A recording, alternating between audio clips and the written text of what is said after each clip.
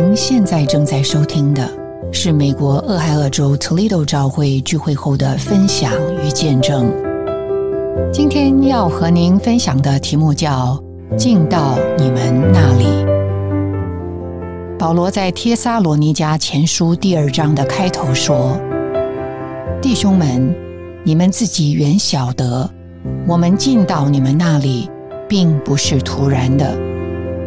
从保罗的书信中，我们看见无论他做什么，他的生活，他与人的应对，都一直在寻找一个进到人里面的入口。其实这样的寻找和进入源自神起初对人的心愿。整本圣经帮助我们看见神有一个永远的旨意，而神选择用生命的关系来完成这个旨意。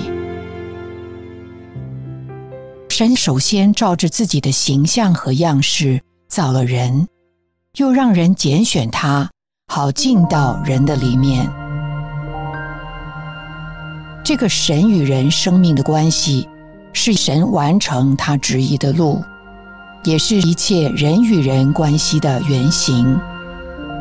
从旧约到新约，从使徒保罗到今天的我们，都是这个生命的关系的果子。可见这个寻找和进到人里面的活力和坚持，是从神而来的。因着这样的活力，借着这样的人，主得以进到我们里面。保罗在给他属灵的孩子提摩太的信中，也在同样的性质里呈现这个进入的路。直到临终，他仍然在寻找那个入口，仍然渴望进到提摩太里面。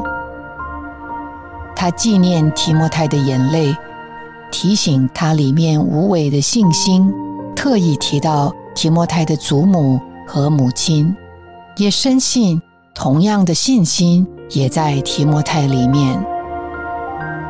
他与提摩太一同摸着灵而流泪，一同见证祖母和母亲的信心，一同因着按手而联合。这些是他进到提摩太那里的凭证。也许有软弱，然而那些进到彼此里面的时刻，那个灵中的记忆，让人不能否认那个曾经燃烧的神放在他里面的恩赐，可以再一次如火眺望起来。这是他临死前在监狱中最后的也是最重要的托付，就是不要忘记我们是如何进入的。这个进入只能借着我们的灵。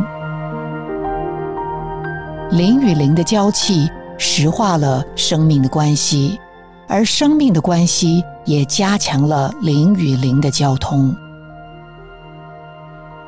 保罗这样来养育他的儿女，是因为他是这样被神养成的。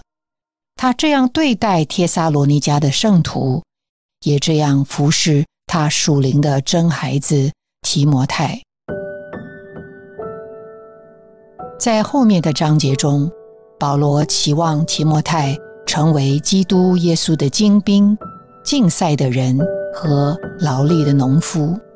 然而在这一切之前，他要提摩太记得，是神放在他里面的恩赐，就是那赐生命的灵，要如火眺望起来。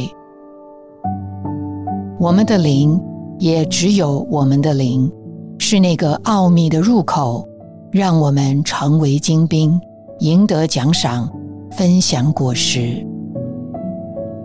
借着眺望的灵，产生生命的关系，让神进到我们里面，也进到彼此的里面。这是神完成他旨意的路，也是今天神子民生活和侍奉的目标和道路。感谢您的收听，希望您能从今天的信息中得到亮光和启示。你的点赞、留言、分享、转发是我们持续制作的动力。我们的网址是 thechurchintoledo.org。期待我们下次空中再会。